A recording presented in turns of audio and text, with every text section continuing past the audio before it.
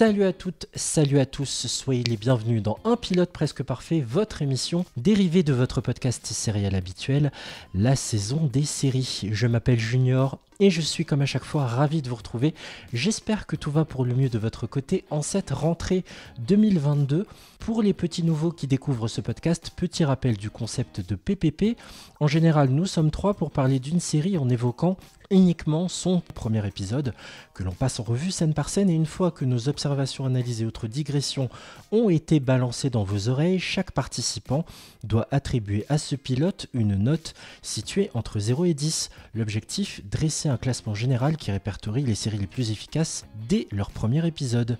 À mes côtés pour ce premier épisode de la saison 2 de PPP, deux voix que vous avez déjà entendues, un habitué de l'émission venu parler de The Crown ou encore de sa série préférée Undo Stress, il s'agit de Franck. Salut Franck. Bonjour Junior. T'as vu, c'est de l'intro, hein. Tout va bien ? Ouais, écoute, très content de te retrouver et de vous retrouver tous pour cette nouvelle saison de PPP. On va essayer de tomber sur des bonnes séries cette fois, ce serait sympa. Alors, on n'arrivera jamais à battre ce niveau de stress. Allez écouter l'émission pour ceux qui n'ont pas encore suivi. Notre invité du jour anime le podcast Friendship, dans lequel on parle de relations amicales extrêmement fortes sous le prisme de l'interview. Je suis ravi de recevoir son animatrice à nouveau dans PPP. Salut Solène. Salut Junior. Sois à nouveau la bienvenue. Ça va ? Merci, oui, je suis ravie d'être là. Moi, je fais de la concurrence à Franck, parce que j'étais là pour Emily in Paris, donc avec Undo Stress, je pense qu'on est sur le même niveau. On a l'avant-dernière et dernière du classement, je vous ai gâté. Au programme aujourd'hui, direction le 24 septembre 2007. Date à laquelle débarquait sur la chaîne CBS la sitcom culte The Big Bang Theory, diffusée et multi-rediffusée sur Énergie 12, actuellement disponible sur la plateforme Netflix, 12 saisons et 279 épisodes à ce jour. Elle s'est achevée en mai 2019. Pour vous donner un petit aperçu, je vous propose un premier extrait et on en parle juste après. Leonard, I don't think I can do this. What, are you kidding? You're a semi-pro. No, we are committing genetic fraud. There's no guarantee that our sperm is going to generate high IQ offspring. Think about that. I have a sister with the same basic DNA mix who hostesses at Fuddruckers. Sheldon, this was your idea. A little extra money to get fractional T1 bandwidth in the apartment? I know, and I do yearn for faster downloads. There's some poor woman who's going to pin her hopes on my sperm. What if she winds up with a toddler who doesn't know if he should use an integral or a differential to solve for the area under a curve? I'm sure she'll still love him. I wouldn't.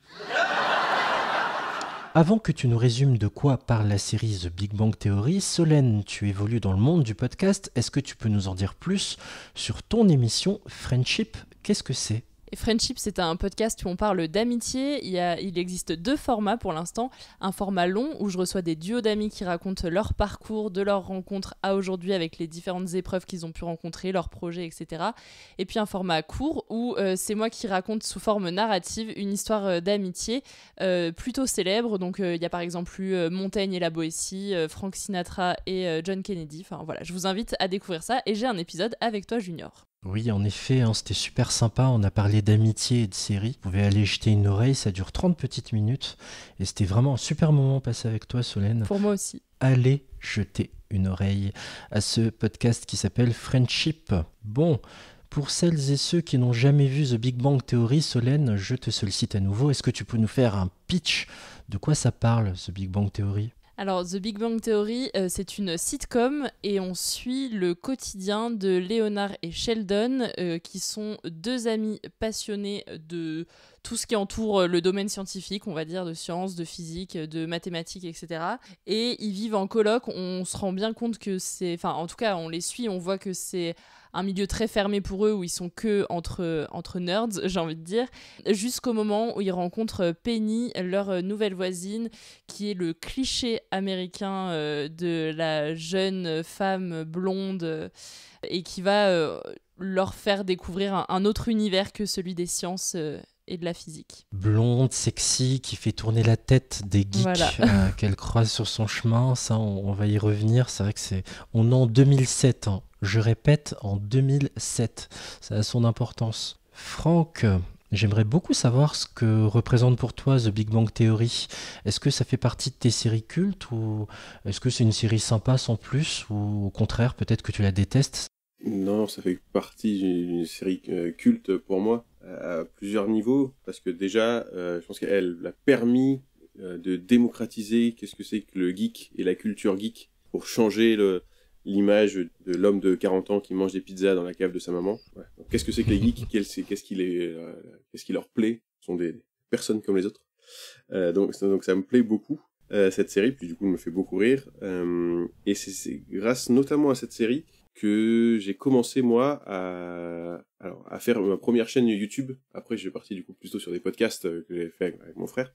Mais la première chaîne YouTube que j'ai faite, elle était en fait liée à cette série, parce que j'ai une amie qui m'a dit que, en fait, sur cette série, c'était rigolo parce que elle et d'autres de mes copains, en fait, ils riaient des situations qu'il y avait avec les geeks, alors que moi, je riais avec eux. Parce que je comprenais, en fait, qu'est-ce qui était drôle, parce que je comprenais les références, la plupart des références. Alors, je comprends pas toutes les références scientifiques, je suis pas aussi calé que Léonard et Sheldon en sciences, mais je comprends toutes les références pop, les références geeks qu'il peut avoir dans cette série, alors qu'eux, en fait, ils rigolent du coup de la situation. Donc pour moi, c'est une série qui est assez importante pour moi, et j'aime l'arc qui se passe, du coup l'arc d'amitié, en fait, les différentes amitiés qui se créent dans cette série, notamment du coup l'amitié qui va se créer entre Sheldon et Penny. Tu spoil. C'est vrai que leur amitié est improbable.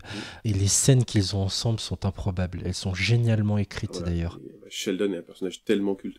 Et tu vois, ça m'amène plein de questions, mais on y reviendra plus tard. Parce que là, tu parles de la série la plus grand public que t'es geek. Oui. Après, les anciens comme toi et moi, on penserait peut-être à Code Lysa, qui doucement avait installé quelques petites bases, ou Weird Science en VO. Ouais. En plus confidentiel, il y a eu IT Crown aussi, une série anglaise qui est super drôle aussi sur le service informatique d'une entreprise qui est située au sous-sol. Et juste en 2 mots, Franck, Silicon Valley, est-ce que tu l'as vu, la série HBO? Non, j'ai pas vu Silicon Valley, mais c'est dans ma liste de séries à voir. Voilà, on vous a cité quelques séries geeks aussi, ou nerds. Allez vous faire votre propre opinion en allant y jeter un œil.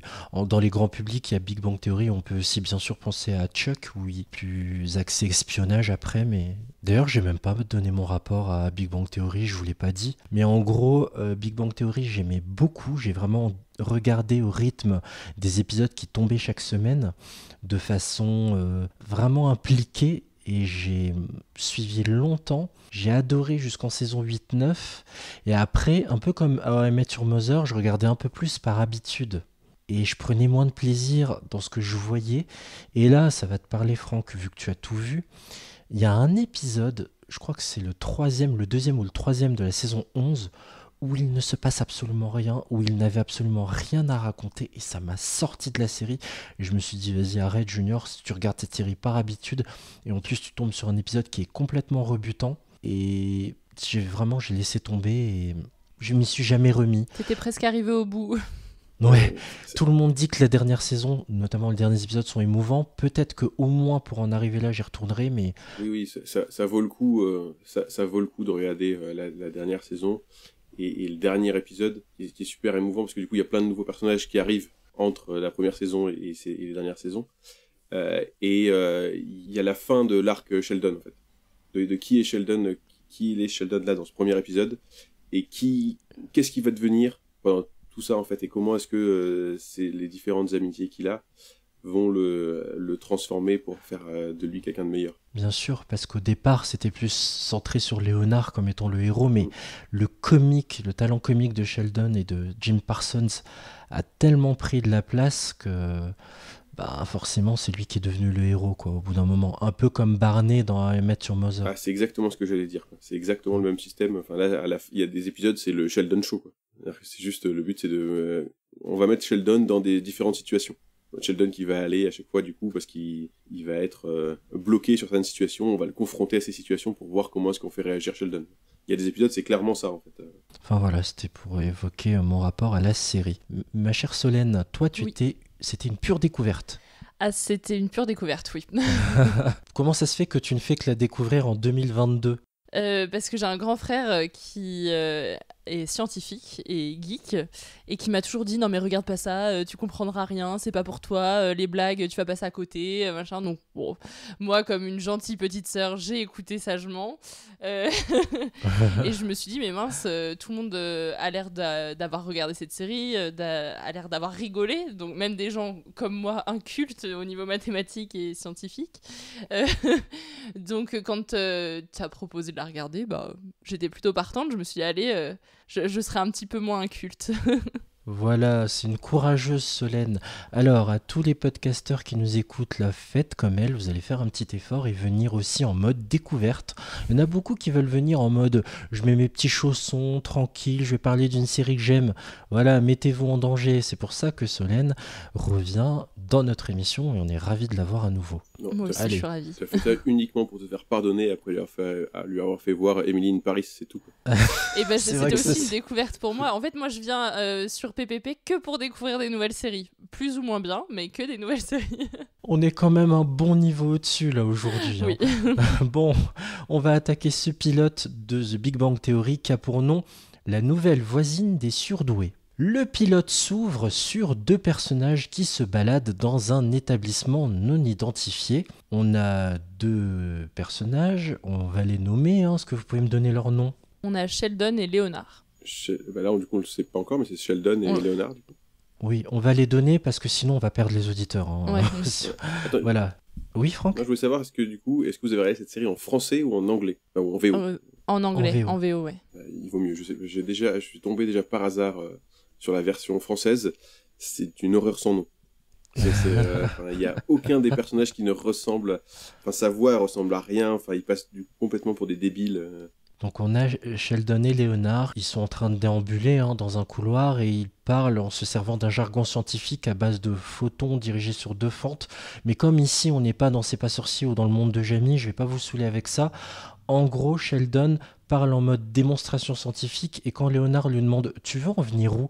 Sheldon lui dit « vu que je t'ai décrit le photon qui traverse une fente, ça ferait bien sur un t-shirt quoi. » Scène suivante, plan suivant, ils entrent dans une salle d'accueil et tombent sur une dame avec une blouse qui les fait attendre en mode « Ouais, 2 minutes, là, je finis quelque chose. » Et Leonard finit son quelque chose, en l'occurrence des mots croisés, en moins de 2. Et là, on apprend enfin où sont nos deux personnages quand Leonard demande à cette dame si on est bien à quel endroit, les amis. Je te laisse répondre. Ok. Si on est bien au centre de dons de sperme pour intellectuels. Ah, la banque de sperme des surdoués. La dame de l'accueil confirme. Et c'est clairement pas pour vous si vous me posez la question, monsieur. Donc on donne aux deux amis les formulaires à remplir. Et là, on apprend pas mal de choses. Sheldon a une espèce de cas de conscience. Et il a l'impression de faire ce don de sperme que ça lui garantit rien en le faisant. La preuve, sa sœur a la même ADN que lui, mais elle bosse dans un fast-food. Bref, on apprend que les deux garçons font ça pour se faire payer. Pour se faire payer quoi ? Je trouve ça assez dingue, quoi. Ah oui, un meilleur réseau internet. Moi, j'ai trouvé ça fou. Non, mais ils sont sérieux, les mecs. Mais ça fixe déjà leur personnalité, quoi. Qui ils sont, voilà. Donc après, on va voir après, du coup, par rapport à... Enfin, on laisse la fin de la scène et après j'aurai plein de choses à dire sur qui ils sont et qu'est-ce qu'on voit déjà comme bribes. Et là, Sheldon a peur. Sheldon veut partir, mais se demande et au fait, comment on fait pour abandonner un don de sperme ? Et là, Leonard et lui veulent se barrer discrètement, sûrement, sans être vus. La secrétaire leur dit « bye bye !» Et le duo répond poliment. Enfin, vraiment, cette scène est très sympa d'entrée. Solène, qu'est-ce que tu as ressenti en voyant ça ? Moi j'ai déjà pas mal rigolé parce que même au-delà des deux personnages, la dame de l'accueil elle est drôle en fait, donc je me suis dit c'est bon, on est directement dedans, on rigole et j'étais pas totalement à côté de la plaque, donc j'étais rassurée. C'est une des forces de cette série, après on verra si tu vois la suite, c'est que du coup elle arrive à inclure tout le monde, même ceux qui n'ont pas de niveau élevé en mathématiques comme Penny. Exactement, il n'y a pas besoin d'avoir toutes les références en tête pour pouvoir capter leur humour.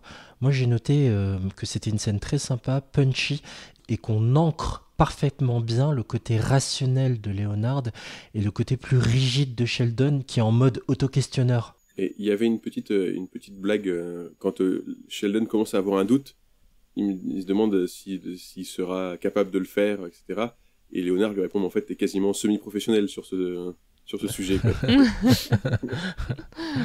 Mais J'adore. C'est discret, ça passe, mais en fait, par rapport à ce que ça veut dire sur ce qu'il fait en fait Sheldon seul chez lui, mais ça passe discret, ça m'a fait beaucoup rire cette Et j'ai noté, petite info, Sheldon est habillé d'un t-shirt manche longue, flash et d'un pantalon de golfeur à carreaux. Je sais pas si vous avez relevé.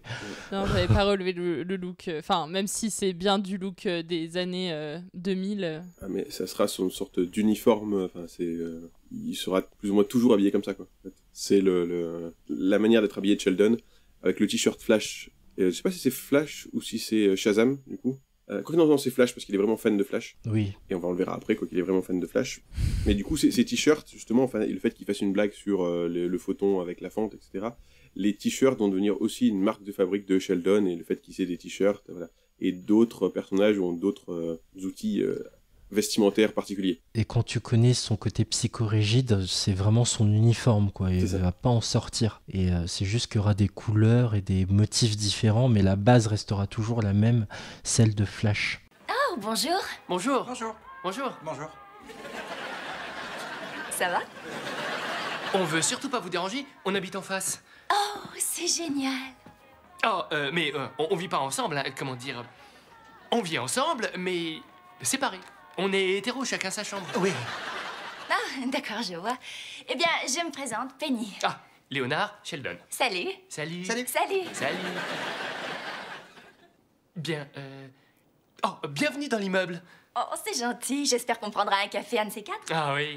Ouais. Ouais. Oui. Ouais. Bon, à plus. À plus. À plus. À plus. On aurait peut-être dû l'inviter à déjeuner. Non, on va regarder la saison 2 de Battlestar Galactica. On a déjà vu la saison 2 en DVD. Mais pas avec les commentaires. Chapitre suivant. On suit Sheldon et Léonard dans les escaliers. Il n'y aura pas de titre marrant aujourd'hui, hein. Cherchez pas, c'est un peu compliqué sur la série. Ils sont très drôles par eux-mêmes et j'ai pas besoin d'en rajouter. Oui, on retrouve Léonard et Sheldon donc dans les escaliers qui les mènent chez eux, finalement. Rien d'exceptionnel. Alors, ils se font des blagues. Alors, je sais pas si on raconte chaque blague, ce serait peut-être un peu dommage. Donc, j'ai pas tout noté, mais voilà. Et en fait, ils arrivent sur leur palier et ils découvrent qu'ils ont une nouvelle voisine. Et on rencontre cette nouvelle voisine. Donc moi j'ai noté que c'était, pour ceux qui ont vu High School Musical, elle ressemble trait pour trait à Sharpay Evans, une blonde des années 2000 avec des habits qui sont très près du corps, très fines, très plates, montrées comme n'ayant pas grand chose dans le crâne finalement. Ah, c'est tellement ça, l'archétype de la bimbo sexy. Quand je l'ai vue, je me suis dit mais c'est tellement la même que dans High School Musical, alors que je sais pas du tout la même actrice, mais voilà, moi c'était l'image que j'ai eue en tout cas. Et donc en fait on sent que les deux là, Léonard et Sheldon, ils sont un peu perdus, ils savent pas s'ils vont lui parler, s'ils vont pas lui parler, ce qu'ils peuvent lui dire, donc ils sont en train de discuter avec elle, mais ça tombe un peu à plat.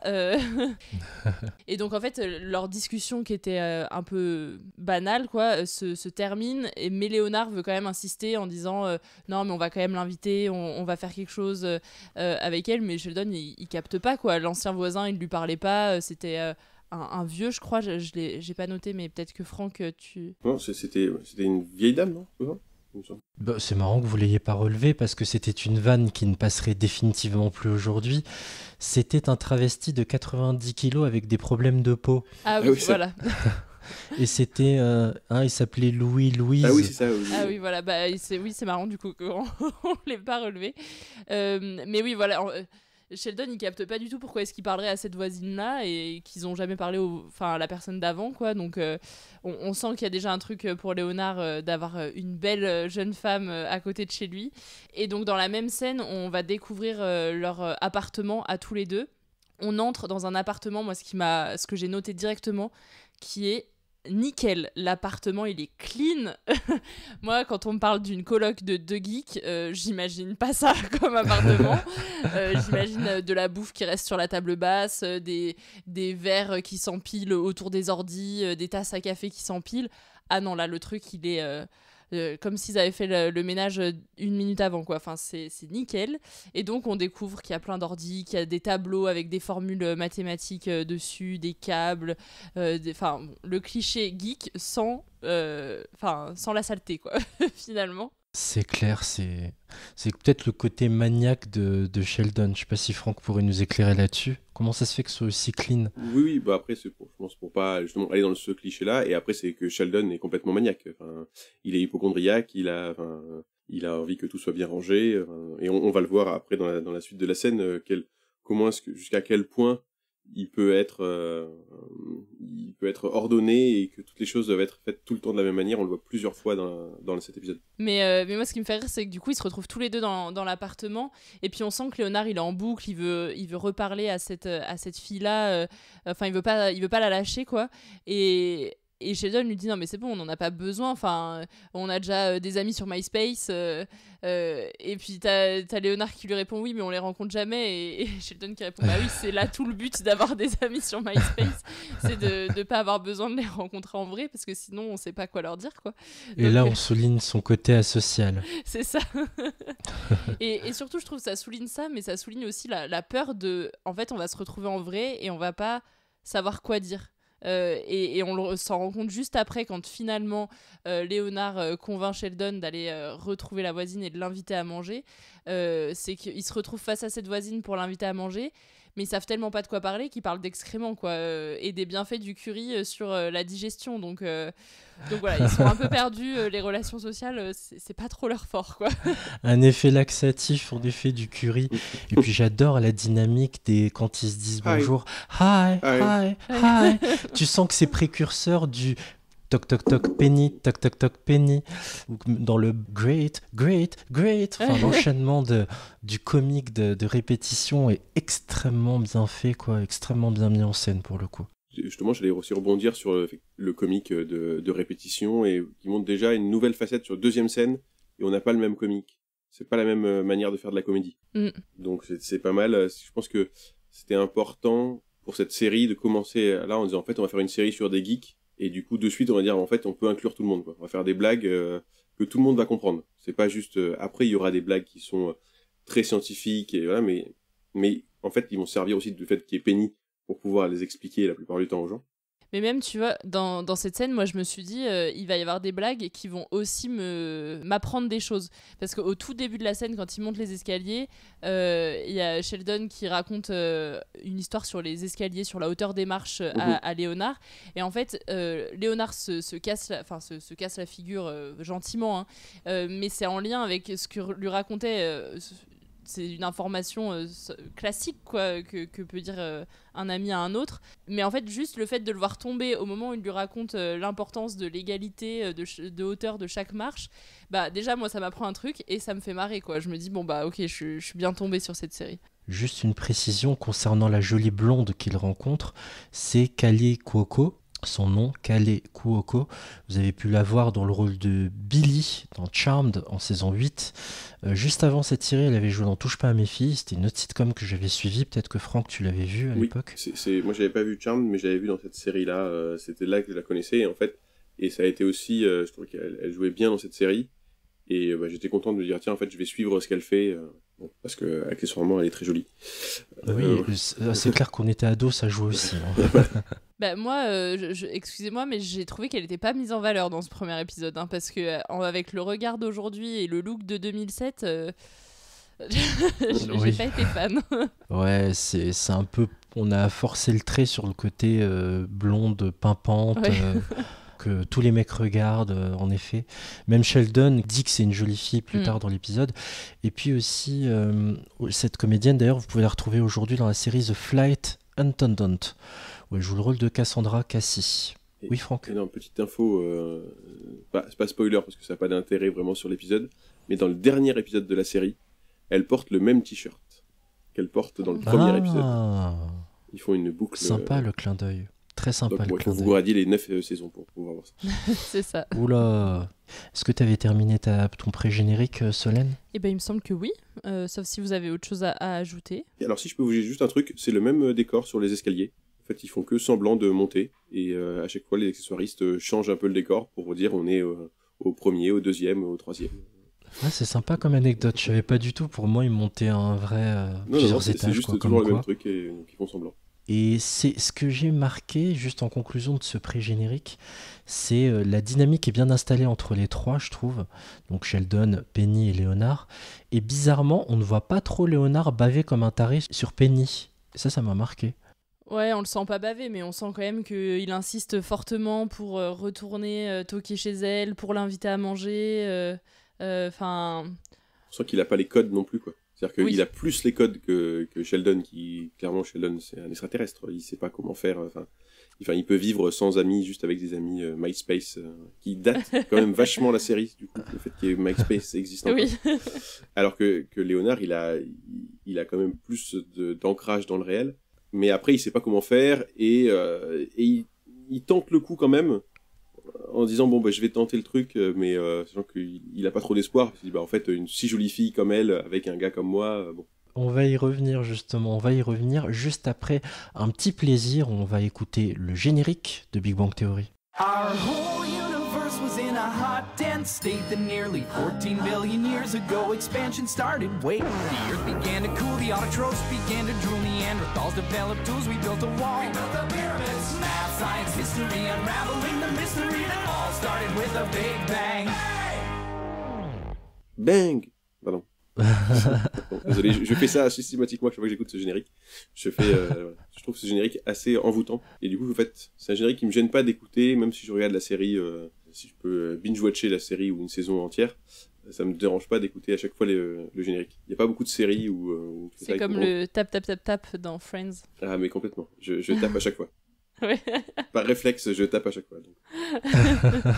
Chapitre 1. Un homme d'exception. Oui, on revient du coup dans l'appartement si propre de Sheldon et Léonard, avec Penny cette fois.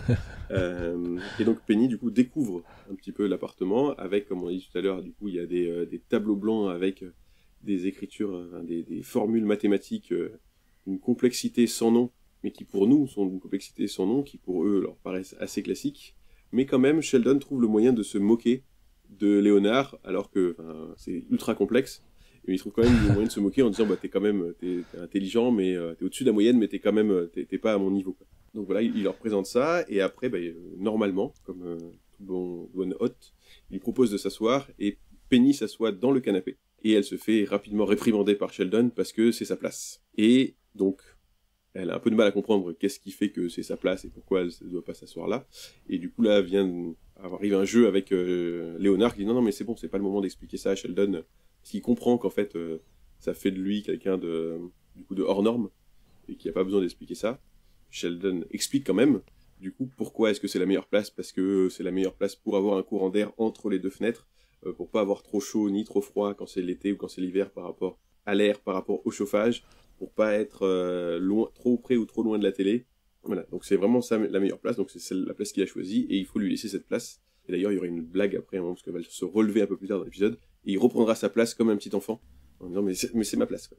Pour moi qui n'avais pas vu la série, c'est vraiment ce moment-là où je me suis dit ok, Sheldon, il est Asperger. Enfin, il a un trouble autistique, c'est évident. Enfin, oui. C'est le moment où c'est mis en exergue, en tout cas à mes yeux qui n'avaient jamais vu la série et pas vu la suite non plus. Donc je me suis dit oui, ok. À ce moment-là, j'ai compris de quel personnage on parle et quelles vont être ses manières d'agir et d'être en société. Oui, voilà, clairement, on le verra après de plus en plus. Ça, c'est un truc qui revient souvent. Parce que ça devient une blague. That's my spot. Clairement, il a un syndrome autistique et Asperger, sûrement. Au bout de 11 saisons où j'ai suivi, ça n'a jamais été verbalisé, ça. Non. Est-ce qu'ils le verbalisent ouais jusqu'à la fin de la série? Non, ils expliquent pas, en fait. Ils agissent, en fait, avec le fait que Sheldon soit comme ça. C'est sa manière d'être, comme pourrait être la manière d'être de n'importe qui, en fait. Alors, des fois, ça les saoule, parce que c'est un comportement qui est gonflant. Mais c'est leur ami, donc du coup, ils font avec, quoi. Ouais, c'est un non-sujet, quoi. C'est ça. Oui, ça, c'est un non-sujet pour eux, en fait, de dire pas de problème. Donc, du coup, ils continuent à échanger ensemble sur qu'est-ce qu'ils font, qu'est-ce qu'ils aiment, voilà, et notamment, les garçons aiment faire du bogle klingon. Donc, du coup, c'est comme le bogle, mais dans la langue klingon, donc la langue de Star Trek. Donc, ça montre un petit peu leur niveau déjà et d'intelligence et de geekitude. Et pour parler, sortir des banalités, elle dit qu'elle est sagittaire, qu'elle est végétarienne mais qu'elle aime manger du poisson et de la viande. Et des steaks. Et des steaks, voilà. Elle adore le steak. J'ai noté d'ailleurs, elle connaissait pas encore le mot flexitarien à l'époque. Oui. Voilà. Et donc du coup, elle est serveuse au Cheesecake Factory. Du coup, elle a une vie plutôt classique. Et donc là, après, on va se confronter aussi avec Sheldon sur, du coup, lui, sa vision, par exemple, des gens qui croient en l'horoscope. Donc il va faire une explication parfaitement logique de pourquoi est-ce que l'horoscope, pour lui, je ne voudrais pas me mettre à dos les gens qui aiment l'horoscope, mais en tout cas pour lui, est-ce que ça n'a aucun sens? Il lui répond en mode « Qu'est-ce qu'elle est crédule de croire que la position du soleil influe sur la personnalité de quelqu'un ?» Mais elle capte pas du tout ce qu'il lui raconte. Elle dit « Oh bon, il réagit à mon signe astro, très bien quoi. » J'adore la tête de Léonard, mi-choqué, mi-fatigué par Sheldon, tu vois. Voilà, on sent que c'est pas la première fois en fait qu'il essaie d'avoir des interactions avec des gens et que Sheldon les repousse en fait parce que il a ce genre de réflexion. Donc voilà, et Léonard essaye de se montrer sous son meilleur jour pour pouvoir intéresser Penny, et plus ou moins à chaque fois qu'il essaye de faire ça, Sheldon lui va dire une contre-vérité. Il va dire en fait non. Il dit oui, moi j'aime bien le Cheesecake Factory. Il dit mais non, t'es intolérant au lactose quoi, donc ça sert à rien de. Le rabaisse tout le temps quoi. C'est ça. Enfin, il lui rebalance la vérité dans la tronche quoi. J'adore. Et donc après, Penny, elle dit au passage qu'elle a mis 4 ans pour faire le lycée, et ça choque parfaitement Sheldon.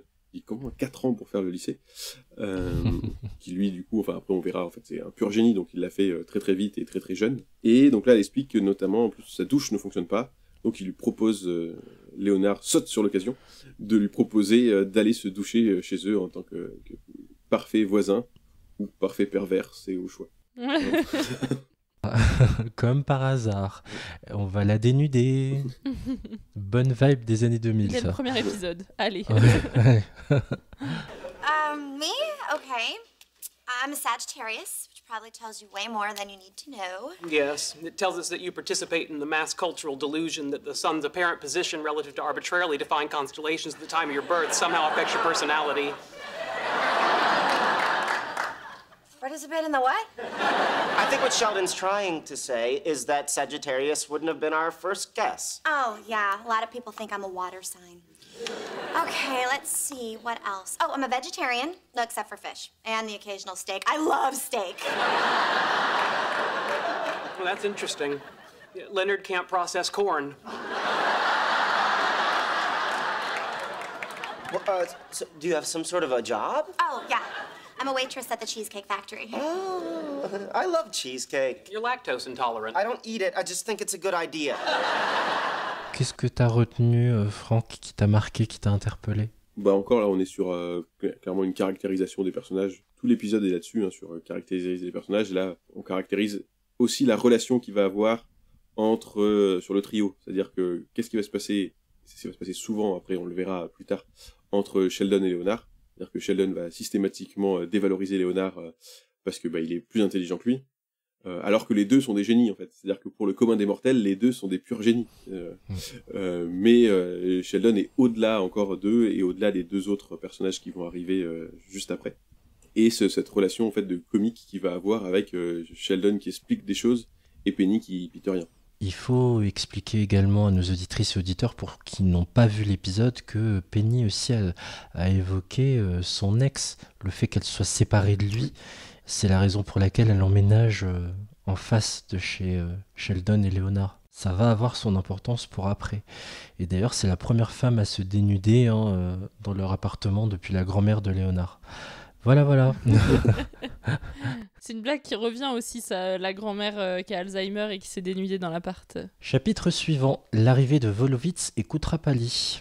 Alors Howard et Raj, je dis leur prénom, comme ça c'est plus simple, arrivent chez les deux amis qu'on suit depuis le début et sont tout excités de montrer un DVD d'un cours de Stephen Hawking au MIT qui date de 1974. Léonard veut les mettre à la porte, clairement, mais quand Raj et Howard savent que Léonard reçoit quelqu'un, justement, ma chère... justement, Solène, tu en parlais à l'instant. Il réenchaîne parce que je crois que c'est Sheldon qui dit qu'il y a une femme dans l'appartement et ils réagissent en disant oui bon d'accord c'est ta grand-mère qui a Alzheimer, enfin ça va, on peut rester quoi. J'adore. Et direct Léonard dément en disant c'est une nouvelle voisine et Howard dit ok tu nous vires pour avoir un coït avec elle, c'est ça? Retenez bien le mot coït quand vous commencerez Big Bang Theory, c'est un mot qui va revenir souvent. Penny sort de la douche en serviette et tombe sur les 4 garçons. Raj est gêné et Howard s'emballe en mode, mais vraiment en français, hein. Enchanté, mademoiselle.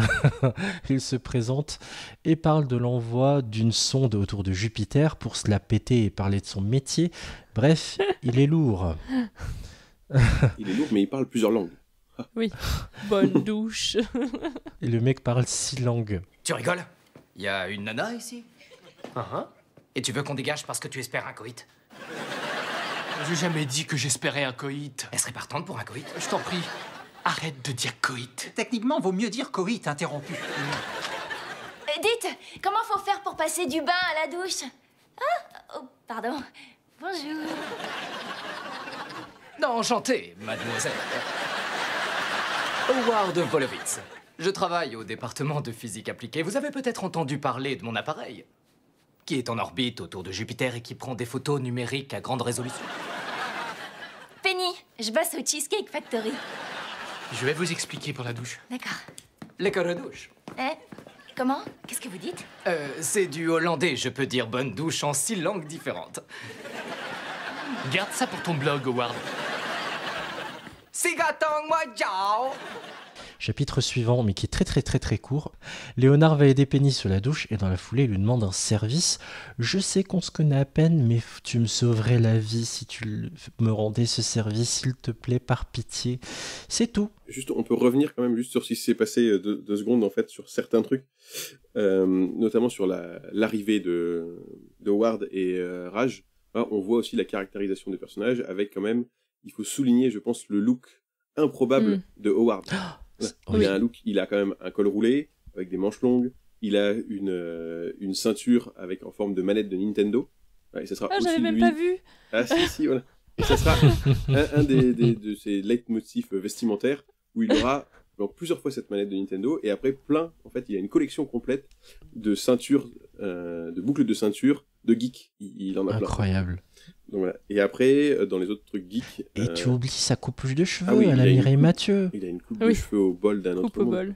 Voilà. Et après, dans la salle de bain, ils ont le tableau de Mendeleïev sur les éléments. Et il y a toute une blague aussi autour du shampoing et du gel douche de Dark Vador, je crois. C'est ça, Dark Vador c'est le shampoing et Luke c'est l'après-shampoing. Ouais, non mais... Excellent. Léonard qui assume pas du tout que ça lui appartient, qui dit à Penny que c'est à Sheldon. Excellent, il veut garder la face, quoi. C'est ça. Et quand elle lui demande, parce qu'elle est sous la douche, elle a viré sa serviette sous la douche, on la voit pas parce qu'elle est derrière le rideau, et qu'elle lui demande, est-ce que tu peux me rendre un service?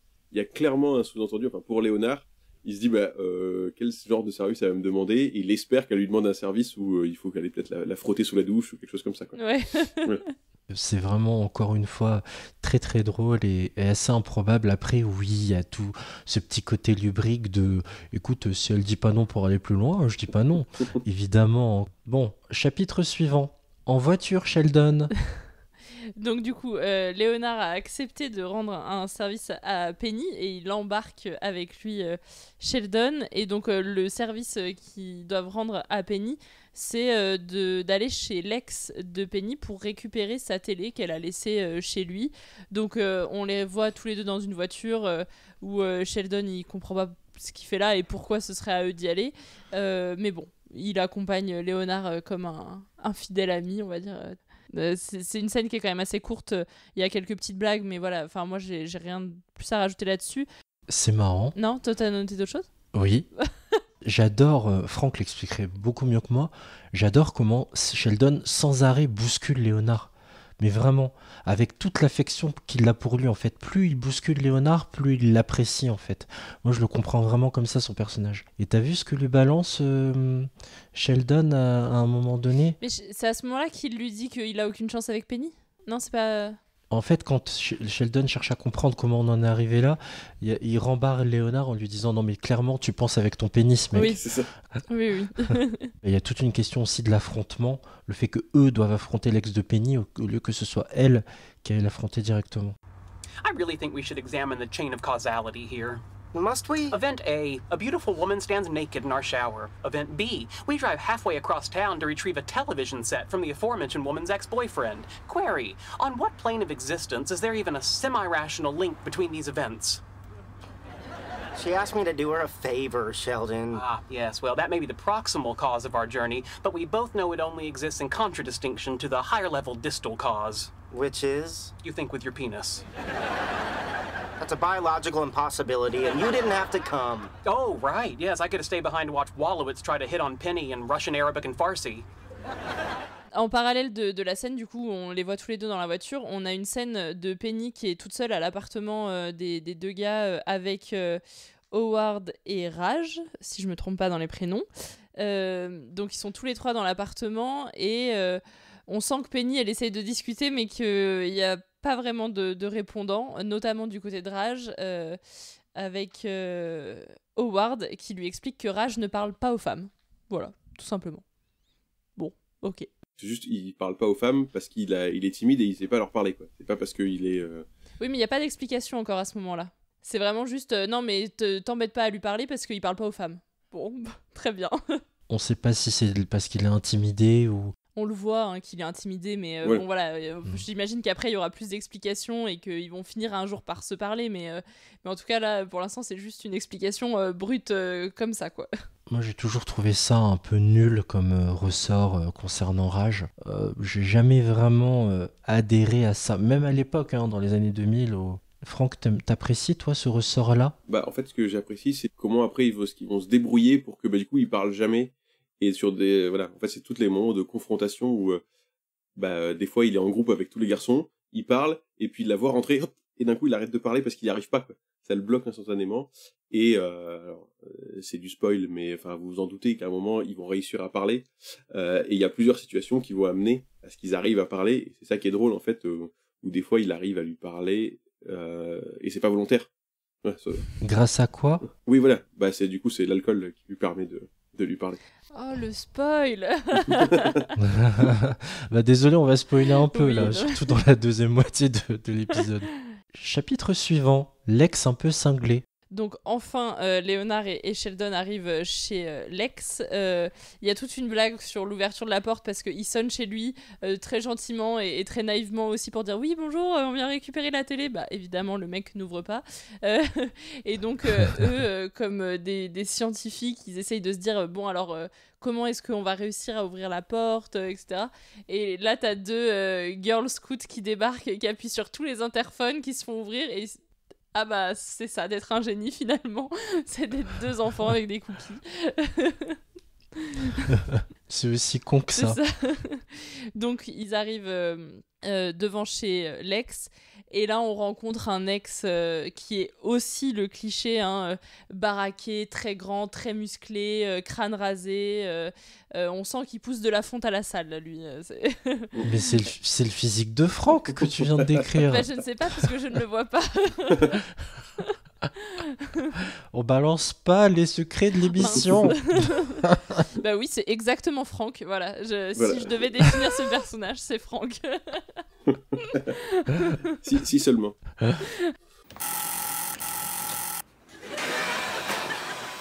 À ton avis, elles ont combien de QI ? Rattrape la porte! C'est là. C'est moi qui parle. Bonne idée, moi je serais Monsieur Muscle.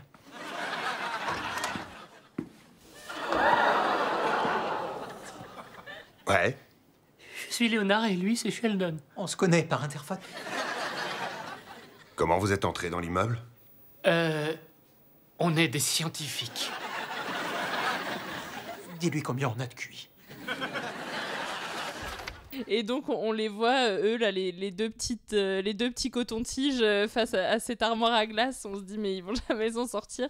Et effectivement, hein, ils s'en sortent pas. On les voit ressortir de l'immeuble, échec de la mission. Ils ont plus de pantalon, ils ressortent en slip et ils ont pas la télé.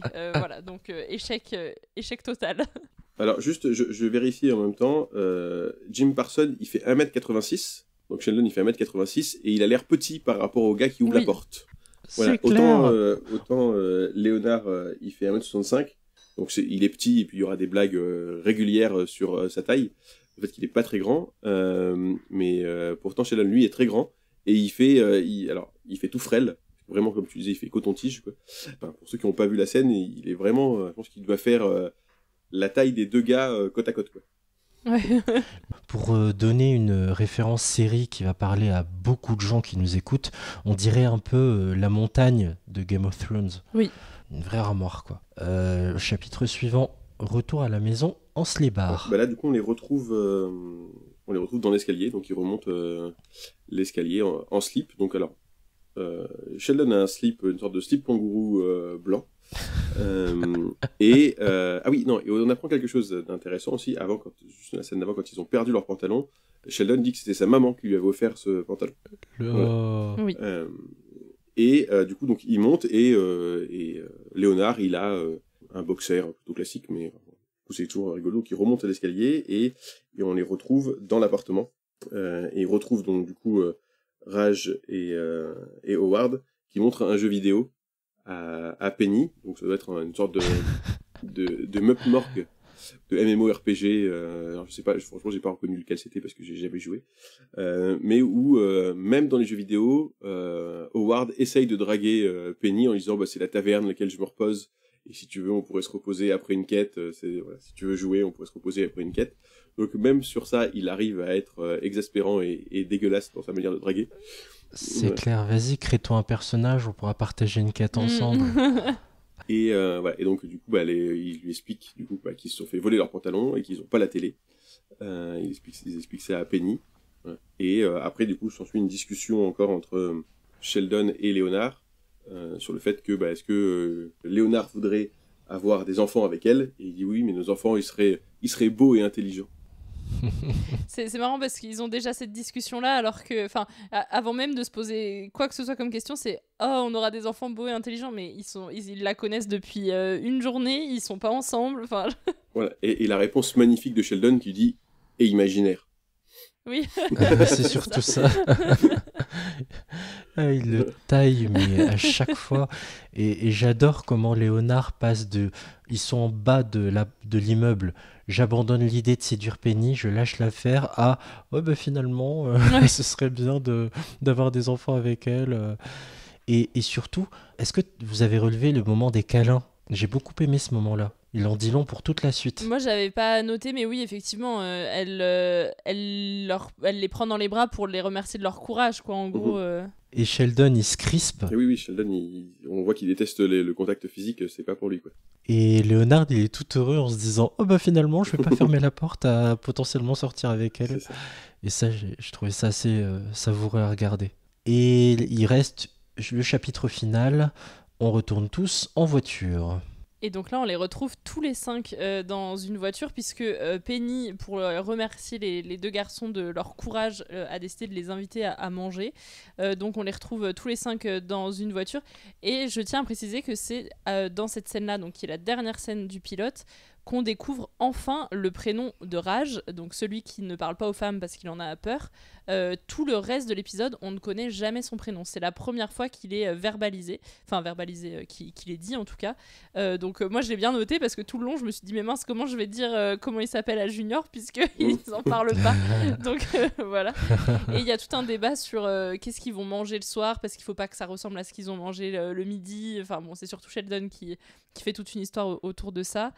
Et là, il y a une blague que je crois que j'ai pas dû trop cerner, parce que finalement, Sheldon se rétracte auprès de Léonard en lui disant qu'il peut avoir ses chances et qu'il peut tenter quand même quelque chose avec Penny. Mais peut-être que vous allez m'éclairer sur ce passage-là. En fait, c'est parce que Howard se met à chanter pour encore essayer de draguer, de draguer Penny. Il est à 1 mètre d'elle, hein. Il est à côté. Hein. Le nom de c'est Rajesh. Il lui parle pas. Hein, et en fait, il lui dit finalement, par rapport à tous les gens qu'il y a dans la voiture, c'est toi qui as le plus de chances de pouvoir la draguer. Oui, voilà.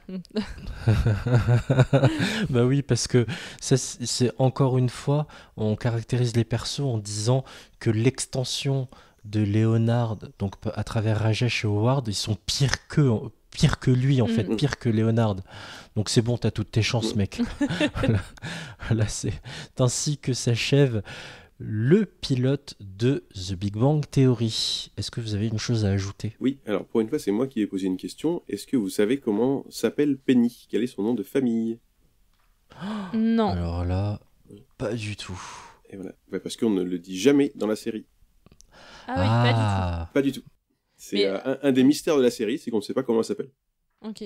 Mais rassure-moi, on sait pas ceux des autres encore non plus. Si, là oui, parce qu'on connaît celui de Raj du coup, parce que c'est Kutrapali. Ouais, mais ils le disent pas dans l'épisode. Hein. Ils le disent pas qu'ils... Si. ils disent que c'est Kutrapali et... Ah ouais ? Ok. Moi j'étais tellement omnubilée par son prénom, je me suis dit faut pas que je le rate que j'ai oublié le reste. Et les autres, je sais plus si Sheldon et... Est-ce qu'ils le disent au début, quand ils arrivent Ah, peut-être au centre, à la banque de sperme, ouais. Turn left on Lake Street and head up to Colorado. I know a wonderful little sushi bar that has karaoke. Well, that sounds like fun. Baby, baby, don't get hooked on me. Baby, baby, don't get hooked on me. I don't know what your odds are in the world as a whole, but as far as the population of this car goes, you're a veritable Mac Daddy.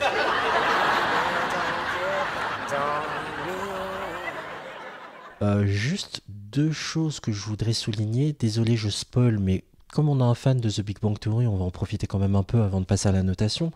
Déjà, tu peux nous énumérer un peu les trucs cultes qui reviennent pas mal, juste 2-3 sans trop spoiler à Solène qui va se plonger dans la série. Il y a That's My Spot, donc ça du coup on l'a déjà vu parce que c'est par rapport au canapé.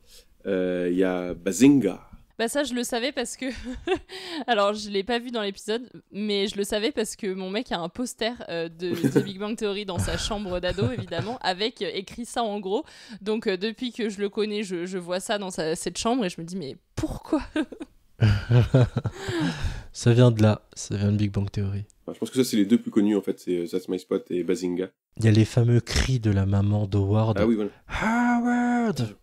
Parce que oui, après on verra en fait, ça va se développer, j'en parlerai quand je vais parler de ma note, pour tout ce qui est évoqué dans cet épisode en fait et qu'on verra par la suite.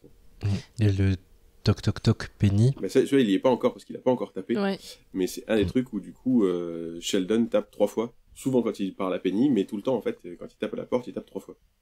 Et ce qui est assez fou, c'est que c'est une blague, et après, au bout d'un moment dans l'épisode, ils expliquent d'où ça vient. Voilà. Extraordinaire l'explication. L'explication, elle te retourne complètement de où ça vient. Trop hâte de voir ça. Voilà, c'est ouf. Et c'est l'un des moments tendres d'ailleurs que j'aime beaucoup dans la série. Et il y en a un que je voudrais vous raconter très vite. Hein. On est en saison 2, il me semble, et c'est les épisodes de Noël. C'est quand tu lui offres la serviette. Magnifique en fait. Je parle vraiment avec les souvenirs de l'époque, donc pardon si c'est pas extrêmement précis, mais Penny, en fait, offre un cadeau extrêmement touchant et personnalisé à Sheldon, qui est embêté et qui ne sait pas quoi lui offrir. Donc, en retour, il offre une montagne de cadeaux à Penny et il dit... Il est encore tout embêté. Non, mais t'as raison, c'est pas assez. Et il s'avance vers elle et lui fait un énorme câlin. Et ça ancre un peu plus dans le temps leur amitié. Et je trouve cet épisode formidable. Je sais plus si c'est la saison 1 ou saison 2, c'est... L'une des deux, et c'est l'épisode de Noël. C'est la saison 2, oui. Et en fait, sur l'épisode, ils doivent se faire des cadeaux, et je crois que c'est des Secret Santa, et du coup, Sheldon, il tombe sur Penny, et il sait pas quoi lui offrir, donc il sait pas quoi offrir aux gens, en fait. Donc il sait pas quoi offrir à Penny, qui est du coup pas du tout dans son monde. Il achète plein de cadeaux, et il dit, mais selon ce qu'elle m'offre, je pourrais adapter, parce que si elle m'offre un petit truc, il faut que je lui offre un petit truc, si elle m'offre un gros truc, il faut que je lui offre un gros truc. Et du coup, elle lui offre un cadeau, donc qui pour lui est un cadeau extraordinaire. Donc il va prendre tous les cadeaux qu'il avait achetés, il lui donne tous ses cadeaux, et après il lui fait un câlin, ce qui est du coup un cadeau encore plus grand en fait, parce que on passe toutes les 2 premières saisons et le reste à voir que Sheldon il peut pas avoir il a du mal à avoir des contacts physiques avec les gens. Exactement. Donc c'est extraordinaire. La meilleure des relations c'est celle entre Sheldon et Penny, parce que au départ, comme on le voit là, ils ont aucun rapport, il y a aucun moyen que, comment ils sont caractérisés, qu'ils puissent entrer en relation tous les deux et échanger, etc. Et pourtant, ils vont devenir clairement des meilleurs amis. Mais c'est quoi ça? Qu'est-ce qui te prend? Oh oui, c'est vrai. Il n'y en a pas assez, mon Dieu. Attends.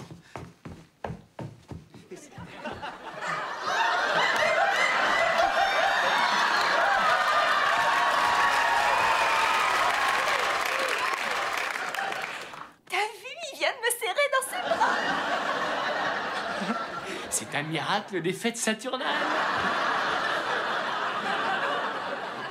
Tu vois, je suis rassurée en vous entendant parler parce que moi, j'avais noté du coup après le premier visionnage, parce que j'ai quand même regardé l'épisode 2 fois pour vraiment tout m'imprégner, etc. Et encore, j'ai raté la boucle de ceinture. Mais ce qui me rassure, c'est que moi, j'avais noté dans mes pronostics pour la suite, donc évidemment qu'il y aurait quelque chose entre Penny et Léonard, parce que bon, ça paraît quand même assez obvious. Mais je m'étais dit qu'il y aurait aussi quelque chose entre Sheldon et Penny et que ça risquait de poser problème avec Léonard. Et qu'en fait, j'avais pas très envie de ça. Moi, je voulais qu'ils aient autre chose comme relation, mais que pour l'écriture de l'époque, j'imaginais pas qu'ils allaient créer une amitié entre eux, quoi. Donc, du coup, je suis assez rassurée. C'est compliqué d'en parler de la suite sans spoiler, parce que c'est pas du tout un triangle amoureux qui va se créer, c'est une vraie belle relation amicale. Et ce qui me touche particulièrement, c'est comment socialement, au contact de Penny, Sheldon va s'ouvrir, et comment Penny, comme le téléspectateur pas spécialement geek, va au fur et à mesure des saisons devenir de plus en plus geek. Trop bien. Et ça, c'est extraordinaire. Voilà. Franck, je voulais évoquer avec toi aussi l'arrivée. Tu as vu, Solène, c'est très masculin. Oui, bah, je l'ai noté aussi après mon premier visionnage. Enfin, désolé Franck, je te laisse la parole juste après. Moi, je me suis noté justement que ce pilote, il manquait d'autres personnages féminins. En fait, ils vont pas pouvoir tout faire que avec Penny, c'est pas possible. Notamment, je me suis dit pour les intrigues des 4 mecs. J'imagine que d'autres filles vont se rajouter. J'imagine qu'il y en aura au moins 2 de plus, mais parce que en fait, sinon, ils vont pas pouvoir faire 11 saisons, 12, je sais pas combien il y en a, mais enfin voilà, je l'avais noté, quoi, de me dire, bon, il va falloir d'autres personnages féminins. 12 saisons, je laisse Franck répondre à ça. Alors, du coup, effectivement, c'est difficile de répondre sans spoiler, hein, mais bon. Effectivement, il va y avoir d'autres personnages féminins qui arrivent au fur et à mesure de la série, pour faire des intrigues et des relations amoureuses avec tous les personnages masculins. Donc avec des personnages hauts en couleur qui sont pas là juste... au début, on pourrait penser que ça va juste être des faire-valoir des garçons, puis après, elles ont leurs vraies histoires, leur vrai arc. Elles vont devenir amies entre elles aussi. Donc il y a des fois où on voit que les filles et plus du tout les garçons. Voilà. Donc c'est... voilà, elles peuvent passer... C'est quoi? C'est le test de... Test de Bechdel. Bechdel, voilà. Elle passe complètement le test de Bechdel. Quand elle se voit, elle parle pas juste des garçons, quoi. Elles parlent entre elles, elles ont leurs propres histoires. Du coup, ça va se rapprocher d'une sitcom comme Friends ou How I Met, où on aura vraiment des intrigues avec les filles, des intrigues avec les garçons et des intrigues mixtes, quoi. Ouais. Okay. C'est ça, voilà. Exactement. Et avec les filles qui arrivent après, elles ont chacune leur personnalité bien distincte et elles sont, notamment, il y a Amy Farrah Fowler qui est... L'épisode d'introduction d'Amy Farrah Fowler est assez extraordinaire. Grosso modo, il finit avec 2 des garçons qui se demandent mais qu'est-ce qu'on a fait? On a créé un monstre. Et d'ailleurs, celle qui joue Amy Farrah Fowler, c'est la seule qui, dans la réalité, a un vrai diplôme de neurosciences. Oui. Elle est vraiment ultra intelligente dans la réalité. Et pour les plus anciens qui nous écoutent, ce personnage est incarné par Mayim Bialik et elle jouait Petite Fleur, une ancienne série télé qui a émergé les mêmes années que Seinfeld et qui était un vrai carton aux États-Unis. C'était diffusé sur TF1 en France. Enfin, voilà, c'est vraiment un visage très identifié aux États-Unis. L'arrivée des filles dans la série, je te jure que c'est comme si elles avaient été toujours là, en fait. Okay. C'est ça qui est très fort. Il y a des nouveaux personnages, il y a même après d'autres nouveaux personnages garçons qui arrivent. Et en fait, tout ce qu'on a vu là, même la plupart des petits détails, vont être repris dans la série à un moment. C'est-à-dire que c'est pour ça qu'à un moment, j'ai appuyé sur le fait que c'est la mère de Sheldon qui lui a offert le pantalon, parce qu'il va avoir des intrigues avec la mère de Sheldon, qui est très protectrice avec lui, parce que c'est Sheldon, forcément on comprend, on va comprendre encore plus pourquoi. Voilà, on va comprendre d'où viennent tous les personnages, on va rencontrer la famille de chacun des personnages, on va rencontrer la sœur de Sheldon, qui est peut-être un peu débile là, parce qui est dans un fast-food. Qui est dans un fast-food, mais du coup on va la rencontrer. On va rencontrer tous les autres personnages, on va voir tous les détails de mais pourquoi est-ce qu'ils sont comme ça, comment est-ce qu'ils ont été élevés, d'où ça vient, etc. Donc, la mère de Léonard, la mère psy, la mère de Léonard, elle est extraordinaire, quoi.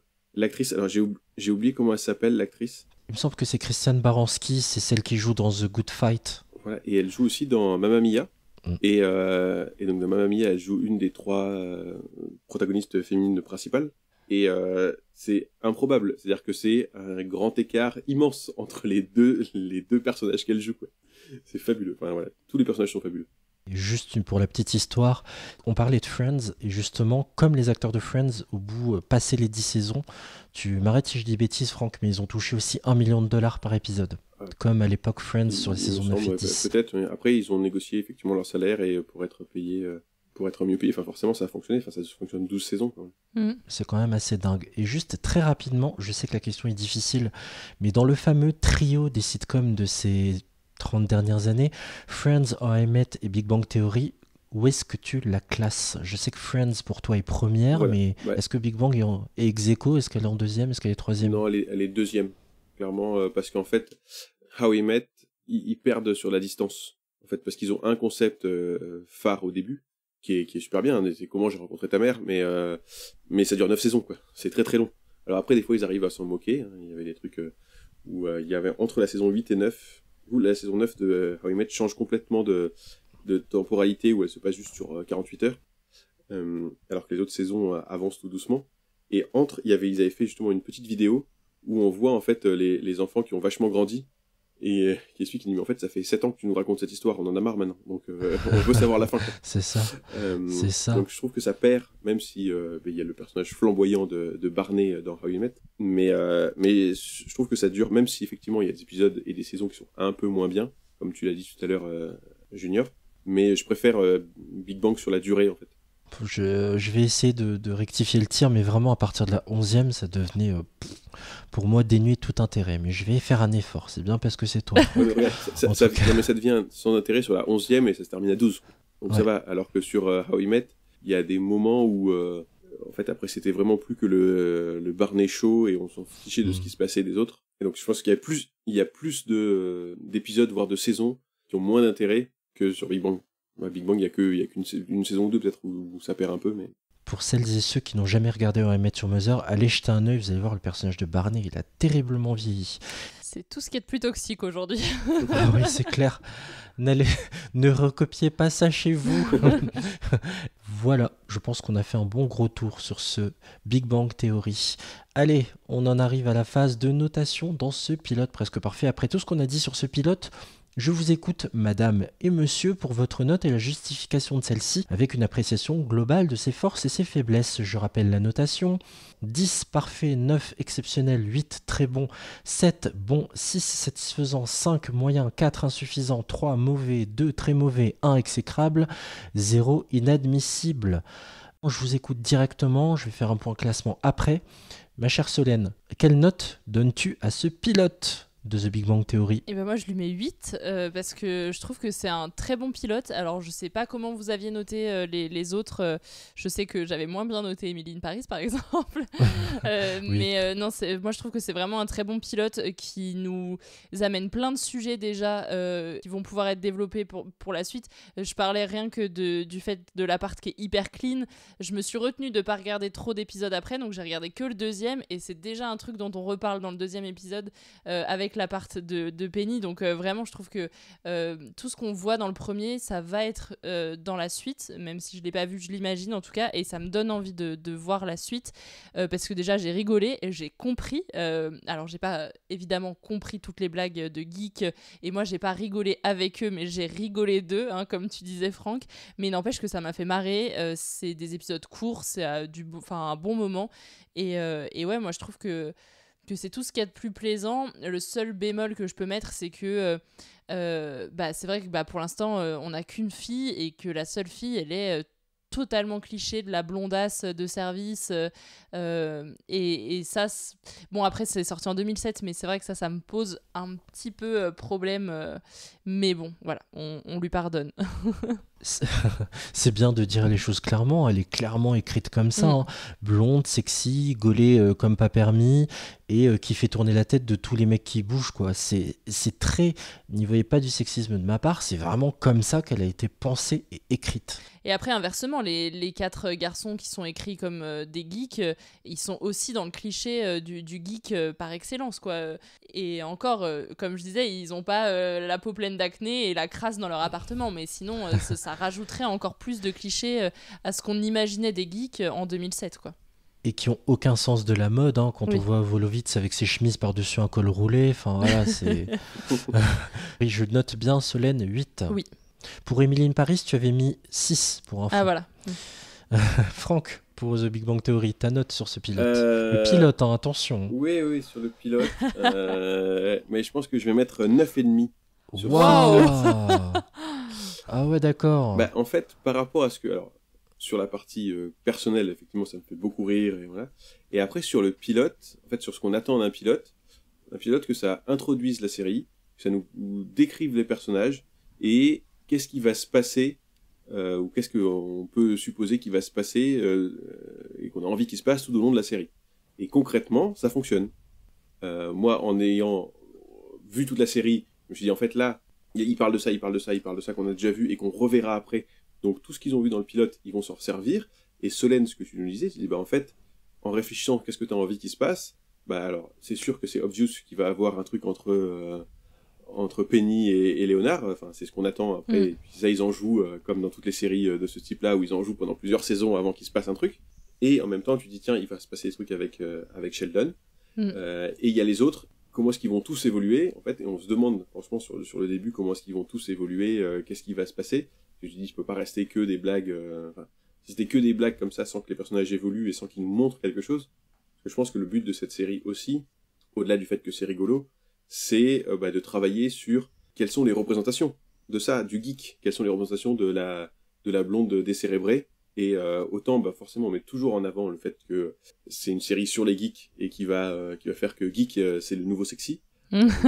Mais c'est vrai. En même temps, on va travailler sur ce cliché de la blonde. Et c'est pas parce qu'elle est blonde et c'est une pseudo-actrice qui travaille dans un Cheesecake Factory qu'elle peut pas être amie avec des mecs qui sont mais plus qu'intelligents, quoi. C'est-à-dire qu'à un moment, ils disent que leur QI cumulé, ça fait 360. Donc, bon. Mais j'adore, tu as raison, Franck, il y a un vrai travail de déconstruction de ça, en fait. Donc c'est pour ça, en fait, et je trouve que dès ce premier épisode, on le voit, en fait. On voit ce que ça va amener. Et pourquoi tu rajoutes pas le 0,5 qui va à 10 Tu veux pas faire comme Victoire, qui a mis 10 à The Crown? Je sais pas, je trouve que c'est compliqué de mettre 10. Après, j'ai hésité, je me dis peut-être, est-ce que... Je me laisse toujours une petite marge au cas où s'il y a une autre série, un autre pilote qui pourrait avoir 10, mais franchement, je trouve que ça va être compliqué par rapport à ce qu'on attend d'un pilote. Comme dirait mon père, on peut toujours mieux faire. C'est un peu ça. Eh ben écoute, je note. Donc 8 pour Solène et pour Franck, 9,5. Ça commence bien la saison. C'est clair. Ça commence très fort là. Je m'attendais pas à ça. T'as essayé de te rattraper après Emily in Paris et Windows Stress, c'est ça C'est même pas fait exprès, mais promis. En tout cas, oui, très bon pour Solène, et entre l'exceptionnel et le parfait pour Franck, eh bien je vais suivre Solène et je vais mettre 8. J'espère que tu m'en veux pas trop, Franck. 8, mais elle a une très belle note à l'arrivée. Vous avez senti mon enthousiasme tout le long de cet épisode. J'adore, c'est rythmé. Ce qui est drôle, c'est qu'on reste souvent dans la même pièce sur du long terme et qu'on ne s'ennuie jamais. Les punchlines sont extrêmement bien écrites. J'adore la dynamique du duo Sheldon-Leonard. J'adore le fait d'ouvrir une série en étant dans une banque de sperme. C'est quand même improbable. J'adore le fait que ces garçons soient vite déstabilisés par une fille, parce que je me reconnaissais aussi vachement là-dedans quand je commençais à regarder cette série, que je rentrais dans la vingtaine. J'aime l'humour geek grand public, si je puis dire. Le seul bémol, en effet, c'est peut-être le manque de personnages féminins. Et peut-être aussi, je dirais, des moments cultes aussi. C'est rarement dès le pilote, hein. Mais peut-être des moments cultes à relever. Il n'y en a pas tellement, en fait, dans ce pilote-là. Je sais que je suis très exigeant en disant ça, mais ça arrive toujours après, hein. Mais il y a déjà des prémices de ce qu'il y aura comme moment culte. C'est-à-dire que le That's My Spot, ça devient un des moments cultes. C'est une blague récurrente du truc. Et qui va évoluer pendant longtemps. C'est juste la blague sur c'est ma place et il faut la laisser, tout le monde laisse la place à Sheldon. Et ça va évoluer au fur et à mesure des 12 saisons. Mais dès le pilote, on le voit, en fait. Mais pourquoi je dis ça? Parce que Friends, dès le pilote, on voit Rachel débouler en robe de mariée. Et ça, tac, c'est culte. Ça marque les esprits. Donc, tu vois, c'est peut-être le seul bémol par rapport à Friends. C'est un bémol qui vaut 2 points, quoi. Tu veux que je lui mette 10? On va pas non plus... Non, on va mettre 8, c'est déjà très bien, enfin. Bah oui, jamais content. Bon, la note totale, la note globale est de 8,42. 8,42 quand je reprends le classement. Le deuxième, non? Et non. La série passe devant Fleabag. Je récapitule. 5e, Atypical 7,57. 4e, Fleabag 7,71. Mais Fleabag va glisser à la 5e place puisque 4e, ça va être Big Bang Theory, 8,42. Voilà. En 3, Buffy, 8,85. En 2, Seinfeld, 8,92. Et toujours à la première place, on retrouve The Crown. Non mais attends, il y a Buffy avant The Big Bang Theory, mais parce que c'est toi qui l'as fait, Junior, tu l'as enregistré tout seul cet épisode, tu as parlé avec le cœur, c'est pas possible. Alors, en plus, elle nous écoute de temps en temps. Claire, si tu as un droit de réponse à adresser à Solène, qui n'est pas d'accord avec cette note, voilà, tu as un droit de réponse. C'est pour t'embêter. En tout cas, faites-vous votre propre opinion en allant voir The Big Bang Theory, qui est extrêmement bien classé, 4e. Les 12 saisons sont disponibles. Alors en intro, j'ai dit Netflix, mais la série est un peu partout. Elle est également sur Canal+, Ciné-Série et sur Prime Video. Un pilote presque parfait, c'est déjà fini. Un grand merci à toi, Solène, d'être venue une nouvelle fois dans PPP. Avec plaisir. Et un grand merci à toi, Franck. Tu reviens le mois prochain ? Ah bah oui, pour des séries comme ça, je viens toutes les semaines si tu veux. Voilà. Ce sera pas toujours aussi bien. Merci beaucoup, Franck, en tout cas. À bientôt. Bah, merci à toi. Vous pouvez retrouver l'épisode de PPP que vous venez de suivre et tous les anciens sur votre appli podcast préféré, sur Apple Podcast, iTunes ou Podcast Addict. N'hésitez pas à nous mettre un commentaire et 5 étoiles pour nous aider à faire connaître ce podcast. On est bien évidemment présent sur les réseaux sociaux, sur Twitter @piloteparfait ou sur Insta la saison des séries. Merci à vous, chères auditrices et auditeurs, de nous avoir écoutés jusqu'au bout. Je vous souhaite plein de bons épisodes et je vous dis à très bientôt. Ciao. À bientôt tout le monde. Salut.